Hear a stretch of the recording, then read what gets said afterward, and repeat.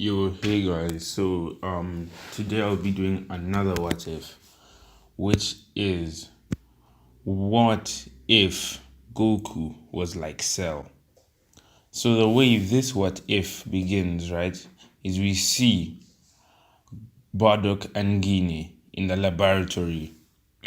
They were the two major scientists who were planning on a way to defeat Frieza, and they were ordered by King Vegeta to find a method that would defeat Frieza and save the Saiyan race.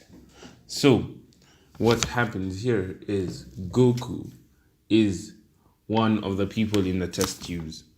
Because Bardock and Guinea saw that Goku was going to have a power level of 1, and they did not want such a fate for their child to be a low-class Saiyan warrior, yet they were the two most esteemed scientists.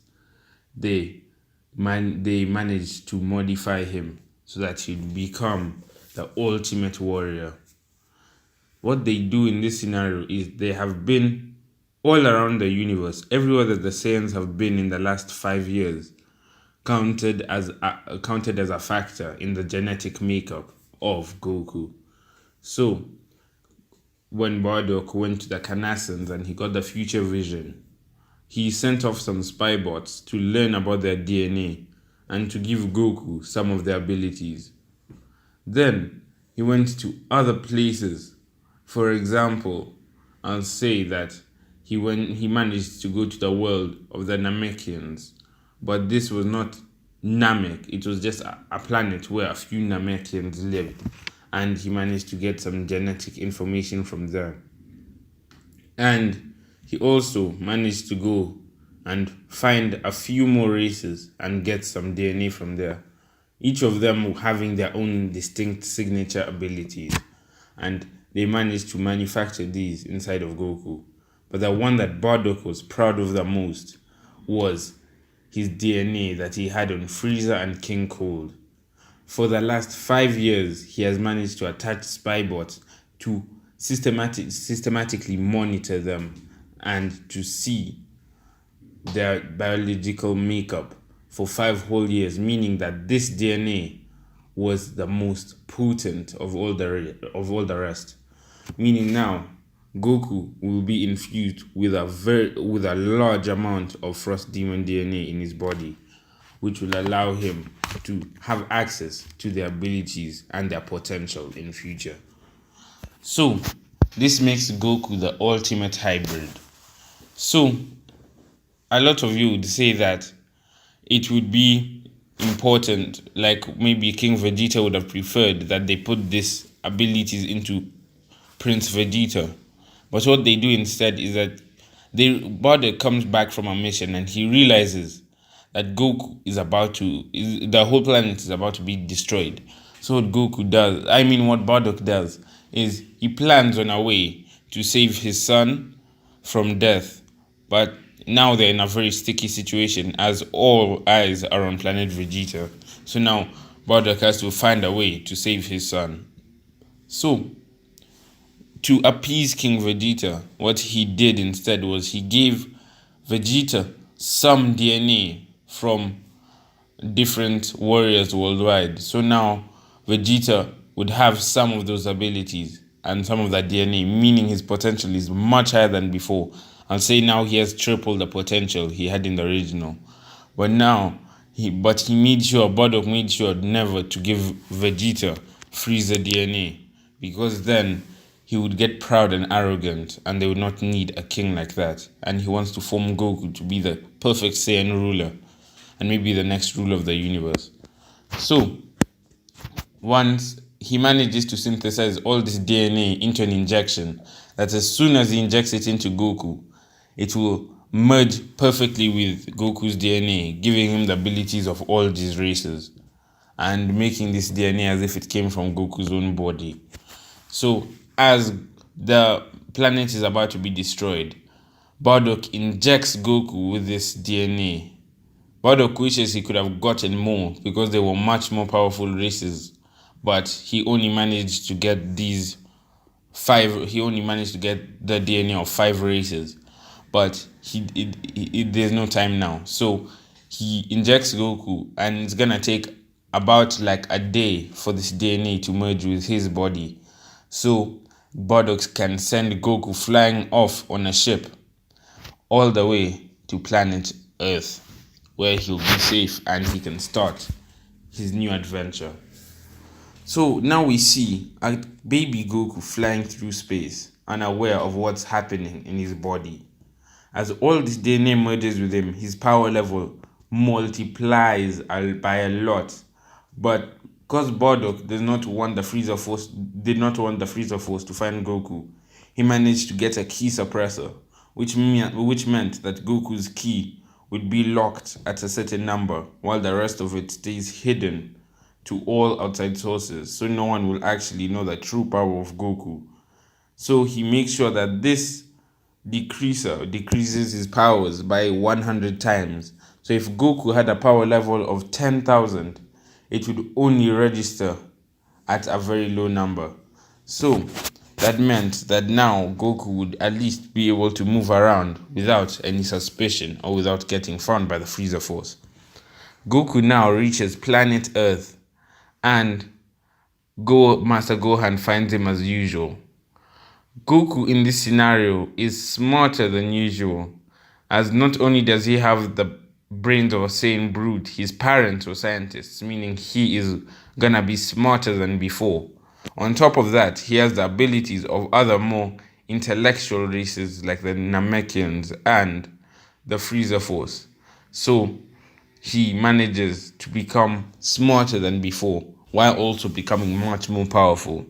I'll say unsuppressed, Goku now has a power level of 50,000. And I know you guys are gonna say that's little, but let's not forget first of all that he doesn't have full Frost Demon DNA, which means that his power level won't be the same originally as Frieza's may have been when he was born. And also, he also has to be scaled in such a way that he's not killing everyone in this in the whole universe. But on the other side though, now Goku has a much more potential than Frieza. Like I would say 2 times to 3 times more potential. So the way Frieza got his golden form in just 4 months, Goku could do that in 1.5. That's how powerful Goku becomes. So over time, Gohan raises Goku, and on one fateful day, due to Goku still having a tail, he looks at the full moon.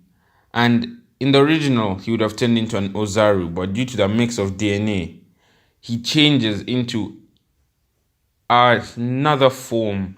So he stays the same height as he was before, but he takes a different look. He has a mix of an Ozaru and a 5th form cooler, I would say.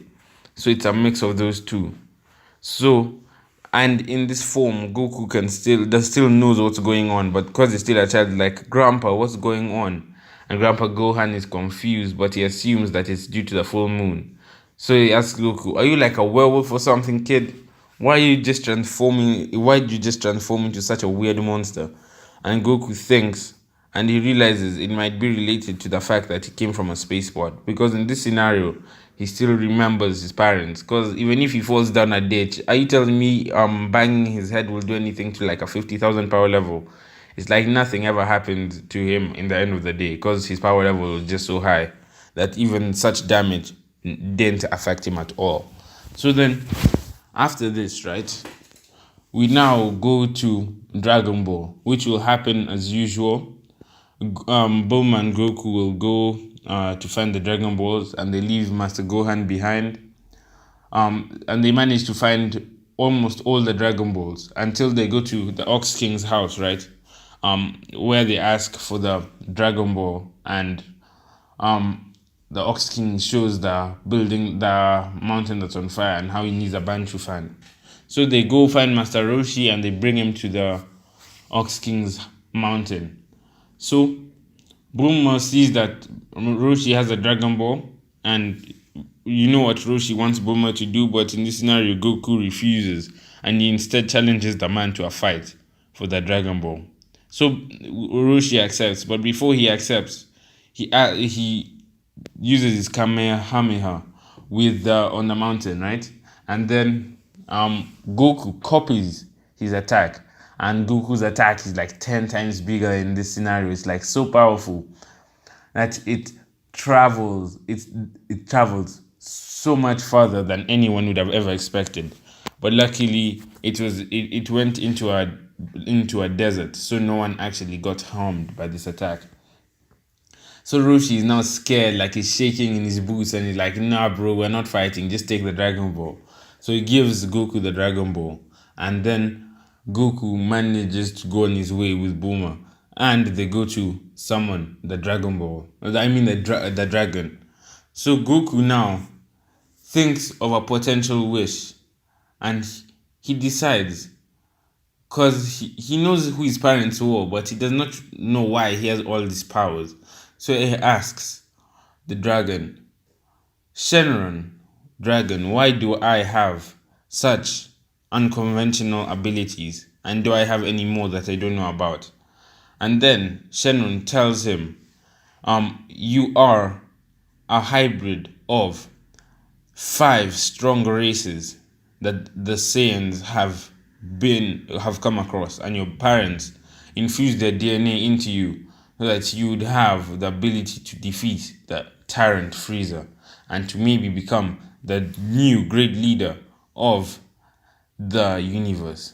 So the 5 races you have the ability of is the Carnassians, the Tuffles, the Namekians, the Yodrats, and the last one I'm not too sure at the moment, but the last one, never mind, the last one is the Saiyans. You have all these 5 races inside of you, making you the ultimate life form. You now can use the respective abilities of all those races, and maybe even you'll be able to create your own Dragon Balls one day. But at the moment, you only have access to your Saiyan side and your Freezer race side. That is because those are the 2 most prominent sides of your body. But over time, you'll unlock the other ones as you get more powerful and as you train in them. So Goku thinks about this and he decides to maybe hone his skills and to practice. So he now goes and finds Master Roshi and asks him to train him and teach him more techniques than the Kamehameha wave. So Goku learns the Kamehameha and other abilities that he may need. And this is where I'll leave it off for today. Thanks for watching and have a good day.